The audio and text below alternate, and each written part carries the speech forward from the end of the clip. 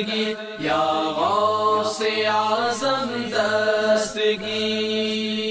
مہمان نوازی، پیروں کے پیر، پیر دستگیر، روشن ضمیر، قطب ربانی، محبوب سبحانی، پیر لاثانی، قندیل نورانی، شہباز لامکانی، الشیخ ابو محمد سید عبد القادر جیلانی حنبلی علیہ رحمت اللہ القوی کا روزانہ دسترخوان بچھایا جاتا تھا، جس پر آپ رحمت اللہ تعالی علیہ اپنے مہمانوں کے ہمراہ کھانا تناول فرماتے، کمزوروں کی مجلس میں تشریف فرما ہوتے، بیماروں کی عیادت فرماتے، طلب علم دین میں آنے والی تکالیف پر صبر کرتے.